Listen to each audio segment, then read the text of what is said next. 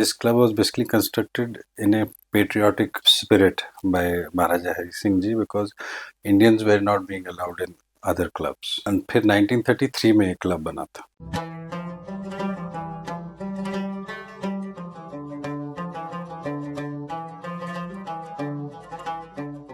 Kashmir live की आज की मुलाकात में आपका खुशामद। जैसा कि आप जानते हैं ये सीरीज चल रही है जहां जिंदगी के मुख्तलिफ शोबों से लोग उनको हम दावत देते हैं बात करने के लिए, उनके कंट्रीब्यूशंस के हवाले से, उनके काम के हवाले से, और कुछ नई चीज़ें हमें भी पता चलती है और हमें जब पता चलता है तब हम आपके साथ शेयर करते हैं।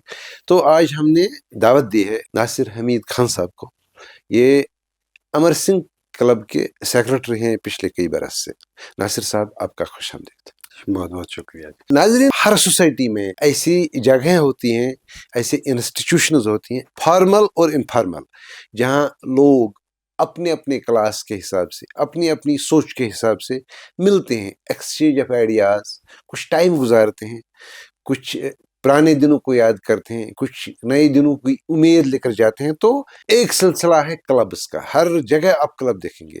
तो जम्मू कश्मीर में अगर हम देखेंगे तो सबसे पुराना क्लब जो था वो श्रीनगर क्लब था, वो 1875 के आसपास बना, और उस क्लब की अपनी एक खूबसूरत कहानी है, खूबसूरत एक डिफरेंट हिसाब से, कि उसमें लोकल्स, चाहे वो जम्मू कश्मीर से हूँ या जम्मू कश्मीर से बाहर हूँ, उनको शायद इजाज़त नहीं थी, और वहाँ सिर्फ इजाज़त उन लोगों थी जो गोरे थे, ब्रिटिश थे, और उसका निज़ाम पूरा ब्रिटिशर्स ही चलाते थे।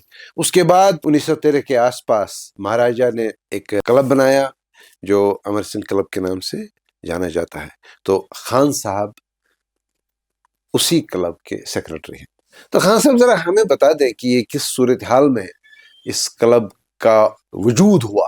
बेसिकली जैसे आपने सही फरमाया, श्रीनगर में 2 क्लब्स हुआ करते थे ब्रिटिशर्स के टाइम, महाराजा के टाइम भी, ब्रिटिशर्स के टाइम। वो टोटली कंट्रोल थे फॉर इंग्लिश पीपल। तो वन वाज श्रीनगर क्लब और दूसरा था कश्मीर गोल्फ क्लब। तो ये 2 क्लब्स हुआ करते थे जहाँ लोकल्स अलाउड ही नहीं थे।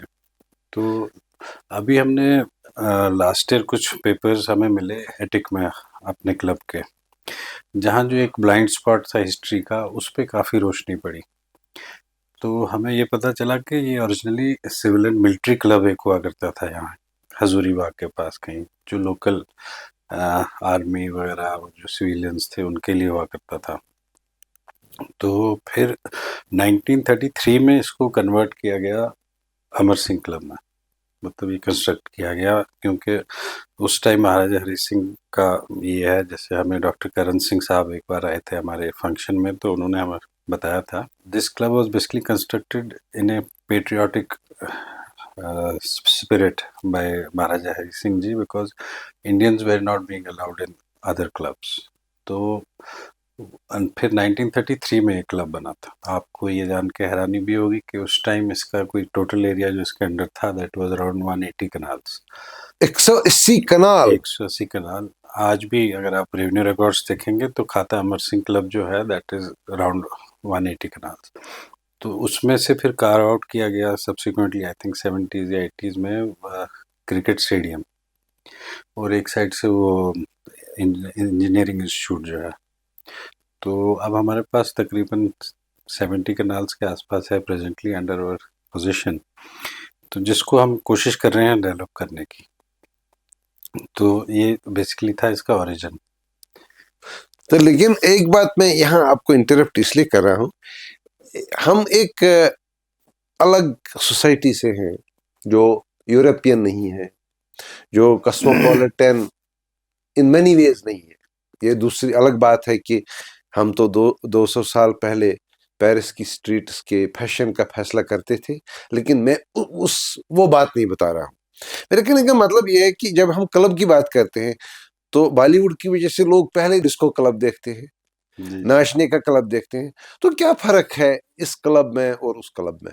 आपने सही कहा कि सोसाइटी में एक टैबू माना जाता है क्लब, आप क्लब जाते हो तो, बट सही में ऐसा नहीं है। बेसिकली देखिए, जैसे लोग हैं वैसे ही उनका क्लब भी होगा, एक मिलने की जगह होती है।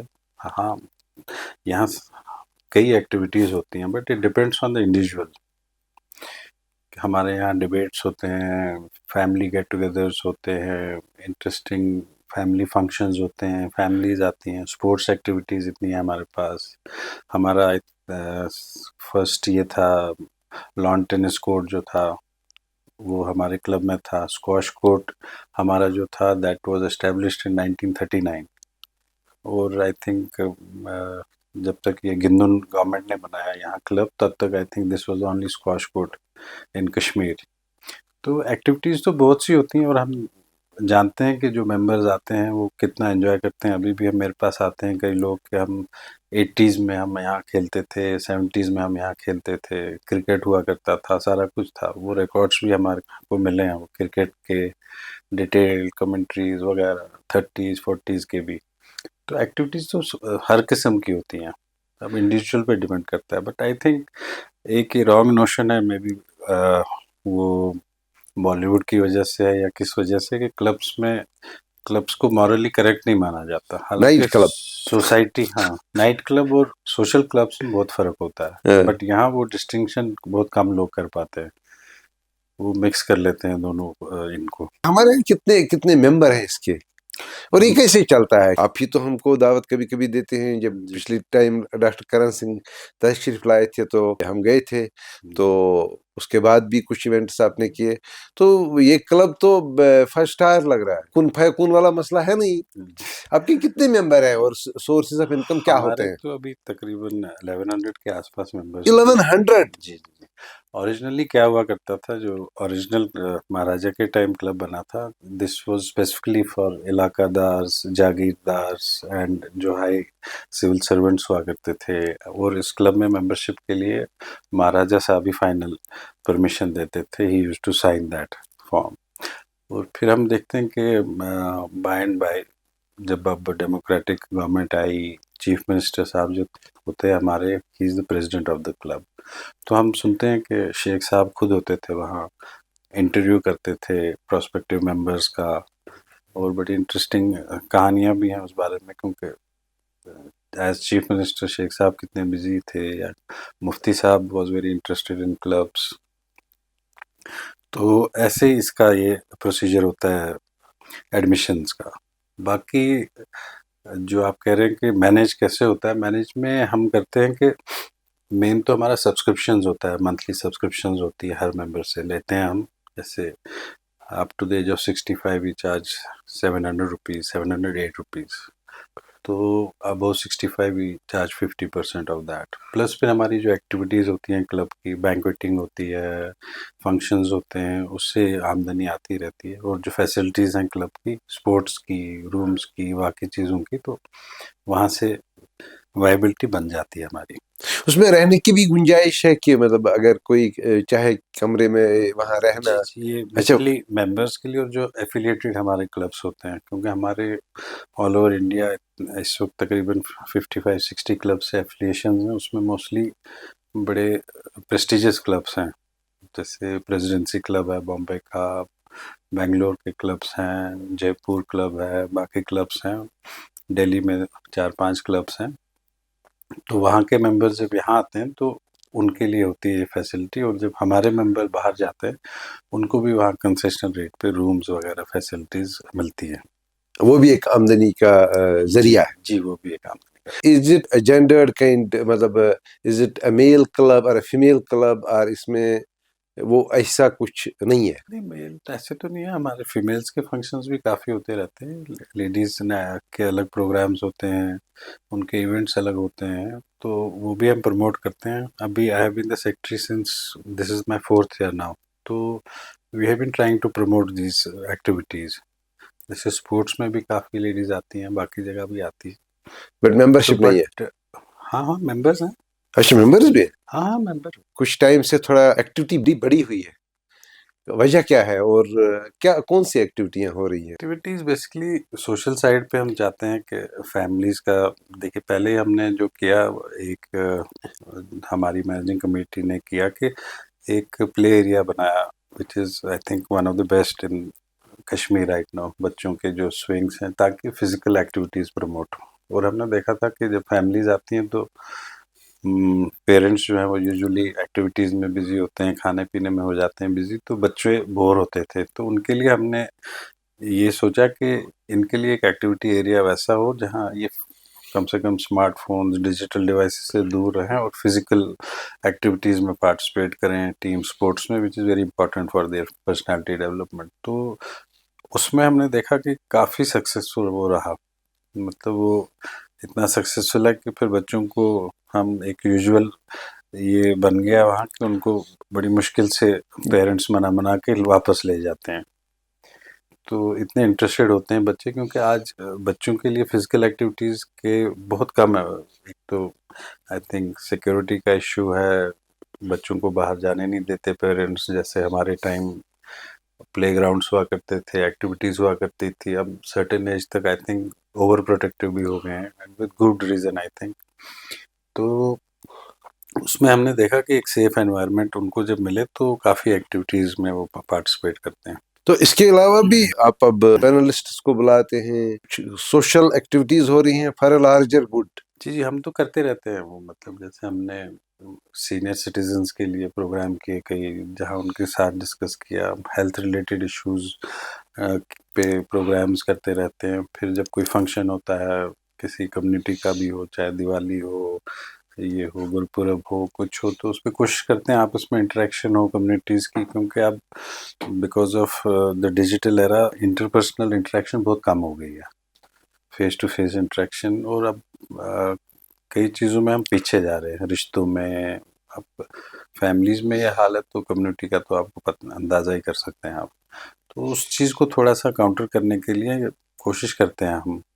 जैसे हमारी कमेटी है, we amended the rules of the club, ताकि जो अंडर प्रिविलेज्ड फैमिलीज होती हैं उनको भी हम शादी के लिए जगह देते हैं। और अल्हम्दुलिल्लाह कुछ कई शादियां हम हर साल ऐसी करते हैं जहां कुछ कोई चार्ज नहीं करते। बच्चों की शादी हो, बेटियों की शादी specially, because this is also social problem in Kashmir. You be aware के अनमैरिड जो फीमेल्स हैं उनकी एज है वगैरह, उनकी पॉपुलेशन कितनी बढ़ रही है, that is also a big social issue.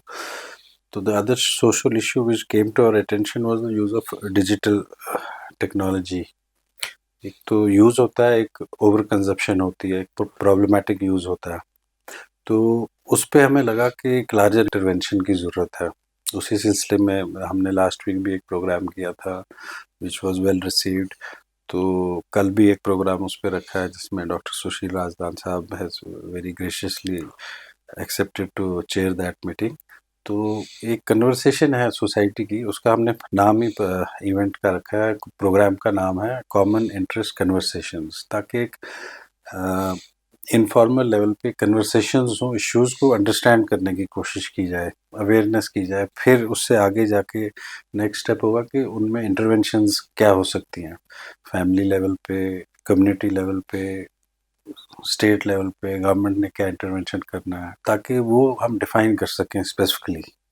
क्योंकि अभी तो पता है डिजिटल एडिक्शन है, बट उसमें थोड़ा डीपली जाना पड़ेगा कि उसको मैनेज कैसे करना है। हाँ साहब, मुझे ये बता दें कि हमारे यहाँ अब गोरे नहीं रहे, 47 में वो चले गए, तो लेकिन अब जो गोरों के लिए हमारा क्लब था वो कैसे चल रहा है? अब बेसिकली वो तो गोरों वाले क्लब को ही पता होगा, क्योंकि हमारा था नहीं, हमारा तो बाकियों के लिए बना था, तो वो तो वही जानते होंगे।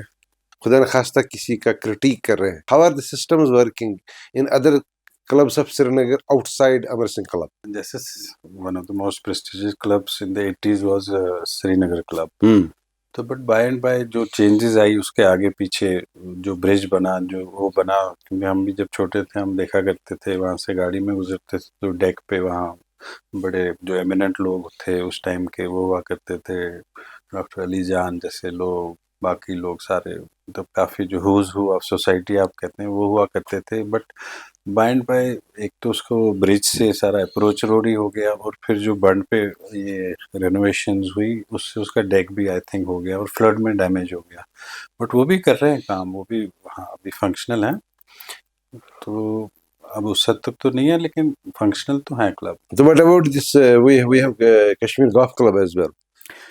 Kashmir Golf Club is basically last time, I think the government had some interventions there through JK Bank, course वगैरह सारा नया बनाया था, काफ़ी हैवी इन्वेस्टमेंट की, बट आज उसमें प्रॉब्लम आई थिंक आ रही है कि मैनेज करने की उस कोर्स को। तो कभी, क्योंकि गवर्नमेंट की तरफ से भी थोड़ा पिछले कुछ सालों में पॉलिसी चेंज होती रही, कभी हमने सुना सुब्रमण्यम साहब आए, हमें चीफ सेक्रेटरी साहब, तो ये अनाउंस कि इसको हम एकेडमी बना लेंगे, गरीब खेलेंगे गोल्फ उसमें।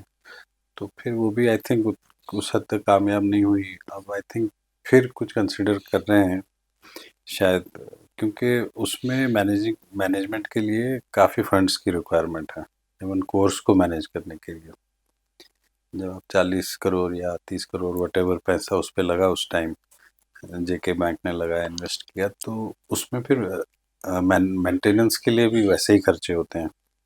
सो हालांकि I am a member there, but मैं गया नहीं काफ़ी देर से, so I am not fully aware, because हम तो अब अपने क्लब में थोड़ा बिजी हो गए। तो आई थिंक कुछ प्रॉब्लम्स हैं, बट लोग खेलते हैं, गोल्फ तो खेलते हैं अभी भी। मैं चाहूंगा आप बता दें, मैं खुद भी इतना मानूस नहीं हूँ, अवेयर नहीं हूँ अबाउट क्लब्स में। एक स्टाइल होता है, you have to wear a particular thing, और यू हैव टू, मतलब कुछ एटिकेट्स का, कॉमन एटिकेट्स का वो। नहीं, ड्रेस कोड्स होते हैं बेसिकली, कॉलर्ड शर्ट होनी चाहिए आपकी, ट्राउजर्स होने चाहिए।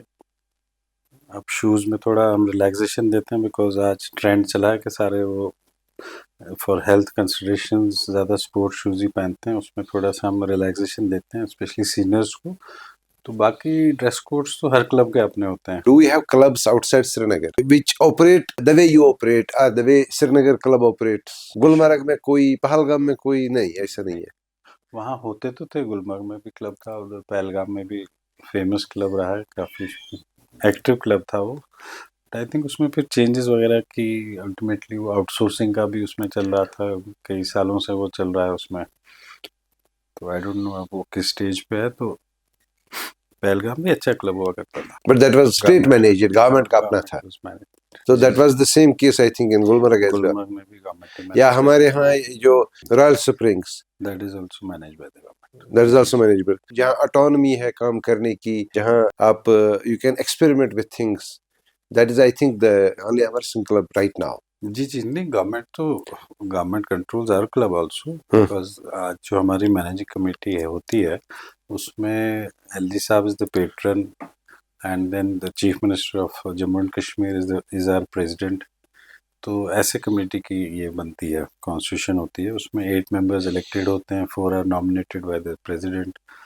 तो ये कॉन्स्टिट्यूशन होता है उसमें, तो इट्स बेसिकली एक जॉइंटली कंट्रोल्ड Right. थिंग जी। तो नाजरीन, एक छोटा सा वक्फा ले लेंगे, वक्फे के बाद फिर मिलेंगे।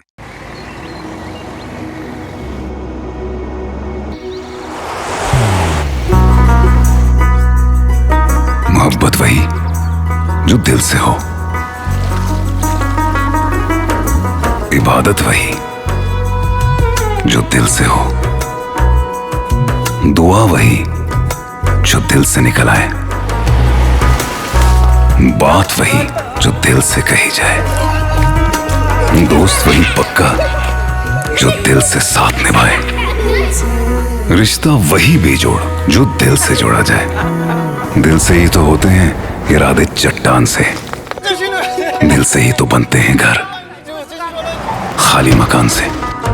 दिल से बनी हर चीज पुश्तों तक चलती है, इसलिए खैबर सीमेंट का जर्रा जर्रा दिल से बना है, ताकि आप जो कुछ भी बनाएं दिल से बनाएं। खैबर सीमेंट, दिल से बनाओ। खान साहब, कमेटी है ये बेसिकली, कोई आप ही नहीं चलाते हैं, आप एक कमेटी का हिस्सा होते हैं जो ये चलाता है, तो आप तो एग्जीक्यूट सब चीजें करते हैं। But what are the new visions, क्यों, या क्लब्स का जो कल्चर है वो कैसे चेंज होगा in rest of the country? तो how you see Amar Singh club in coming days? Amar Singh club का तो हमारा विजन काफ़ी है कि we want to turn it into one of the best clubs of the country, and we are working towards that. क्योंकि कुछ developmental projects भी हमने हाथ में लिए हैं, जैसे बैंक्वेटिंग का, we are making a separate area for that. उसके बाद हमारा प्रोजेक्ट है कि स्पोर्ट्स जो है, बिकॉज अभी presently we have squash, we have lawn tennis, we have snooker, table tennis ऐसे स्पोर्ट्स हैं हमारे पास, तो but we are going for pickle ball, paddle tennis, ऐसे प्लान कर रहे हैं ताकि पूरा जो टॉडलर से लेके सीनियर जो भी हो एज के हों उनके लिए कोई ना कोई फिजिकल एक्टिविटी हो।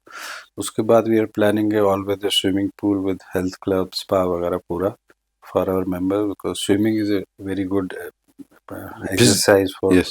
And for it is an ageless exercise. अगर आप आज भी देखें तो धर्मेंद्र साहब को दिखाते हैं अक्सर, this is the only activity he does, physical activity, swimming कराते हैं उनको, because this is very important for your physical well being. तो इसके अलावा भी काफ़ी कुछ काम हो रहा है, एंड आई एम होपिंग कि इस साल कुछ ना कुछ आपको अच्छा दे पाए हम। आपके यहाँ लाइब्रेरी भी होती है? Oh yes, we have one of the oldest library after Srinagar club, तो वो हम रिवाइव कर रहे हैं। जैसे आप जब आए थे आपने भी देखा होगा कि बुक्स हम कोशिश करते हैं आगे लाने की लोगों में, बिकॉज लास्ट 1-2 सालों में we have been working towards it कि लोगों से भी हम रिक्वेस्ट करते हैं, जैसे हमारे फेमस एम.एल. कोतरू साहब थे जो स्टेट्समैन के एडिटर रहे हैं, तो हालांकि वो मेंबर नहीं है, तो he sent all his library from Delhi, अच्छा, that costs about 1100 books 1100 books ही कंट्रीब्यूट। he contributed। उसके बाद हमारे यूसुफ खान साहब हैं, he is also not a member, but उन्होंने भी अपने लाइब्रेरी में से हमें 150-200 बुक्स, अच्छी बुक्स दी। तो कंट्रीब्यूशंस भी आ रहे हैं। अभी मैं कल भी किसी से बात कर रहा था, क्योंकि लाइब्रेरीज हमारी कई, एक तो फ्लड में डैमेज हो गई, तो बुक्स वगैरह जो लोगों के पास थी, थैंकफुली हमारा फर्स्ट फ्लोर पे था तो हमारी बुक्स बच गई थी। तो एक तो ये देखने में आया कि बुक्स काफ़ी डैमेज हो गई हैं उसमें। तो अब जिन जिन के पास बची हैं उनको हम कोशिश कर रहे हैं उनसे रब्ता करने की और उनसे रिक्वेस्ट करने की कि आप हमें ये दे दीजिए ताकि हम इनको प्रॉपरली रखें। क्योंकि जब हमारे कोई बुज़ुर्ग जो इंटरेस्टेड होते हैं एकेडमिक्स में, ही पासेस अवे, फिर आमतौर ये देखा गया है ये डब्बों में बंद करके या तो छत में रख देते हैं या किसी रद्दी वाले को दे दी, या डिपेंडिंग ऑन, तो ये वेस्ट ही हो जाती है सारी, एक ट्रेजर ही होता है ये बुक्स का। तो हम कोशिश कर रहे हैं उनको जमा करके थोड़ा प्रॉपर। अब बुक्स का एक और प्रॉब्लम भी, अब आप सोचते होंगे कि मैं हर बात को डिजिटल एडिक्शन की तरफ ले जाता हूँ, but it's a fact of life कि आज लोगों को बुक पढ़ने का जो ये अटेंशन स्पैन रिक्वायर्ड होता है वो रहा नहीं है, because of mobile phones, because we keep interrupting ourselves. और बुक के लिए आपको थोड़ा पीस, थोड़ा क्वाइट चाहिए, वो आप कर नहीं पाते हो। इस वजह से बुक्स का जो है ये है काफ़ी पीछे चला गया। आप लोग अब उतना बुक्स को हाथ नहीं लगाते।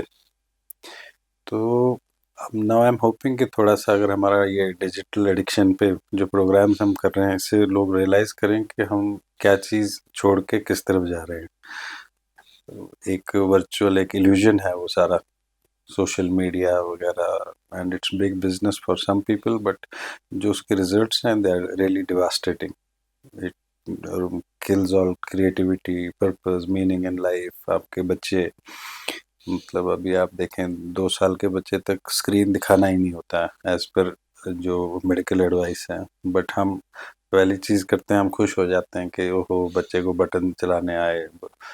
तो आई थिंक उसमें एक अवेयरनेस की ज़रूरत है, because mother's love is, I think, the purest form of love. Once she realizes कि what I am giving to my child is not good, I'm sure वो भी थोड़ा सा उसमें एहतियात करेंगे।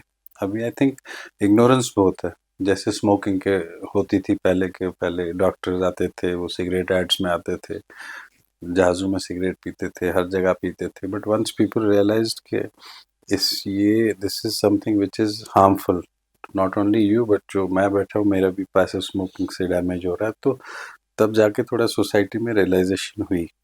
बट डिजिटल एडिक्शन फाइट करना विल बी मोर डिफिकल्ट, क्योंकि it is already in your mind, कि आपके माइंड का कंट्रोल थोड़ा जो है वो आपने टेक्नोलॉजी को दे दिया है, और इसमें काफ़ी टाइम एंड एफर्ट लगेगा।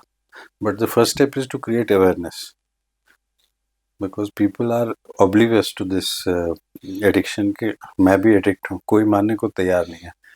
बट आई एम हैप्पी कि थोड़ा रिएक्शन जो है अच्छा आ रहा है। लेकिन इसमें ये भी देखा गया कि जैसे स्टडीज़ जो होती हैं, इस पे रिसर्च होती है, उसमें ज़्यादातर फाल्सिफिकेशन और अंडर रिपोर्टिंग होती है। जैसे मैं कल पढ़ रहा था, कहीं लोकल गवर्नमेंट ने कुछ रिसर्च की या स्टडी किया, उसके रिजल्ट्स वो सर्कुलेट कर रहे थे कि 70% यूज इट फॉर ऐसा एजुकेशन यस पर्पज। ऐसा survey so but I think that is totally wrong, because देखिए जब आप एडिक्ट से ही पूछेंगे आप कितना, तो वो एक नेचुरल टेंडेंसी है, he will under report it या ही विल मिस डायरेक्टेड कि हम एजुकेशन के लिए कर रहे हैं। बट आज डिजिटल डिवाइसेस में ये एक फैसिलिटी भी है कि आप देख सकते हैं कि बच्चे ने कितने घंटे यूज़ किया है, दिन में, हफ्ते में, साल में। सो उससे अंदाज़ा हो जाएगा आपको कि कितने घंटे लाइफ के अगर वो अच्छे काम के लिए किए हैं तो वेल एंड गुड, अगर नहीं किए हैं, ओवर कंजप्शन कर रहा है, तो then that becomes very dangerous for him and others who care for him. अब इस एडिक्शन में ये प्रॉब्लम है कि इसमें इलाज करने वाले खुद बीमार हैं, क्योंकि first support system is the family.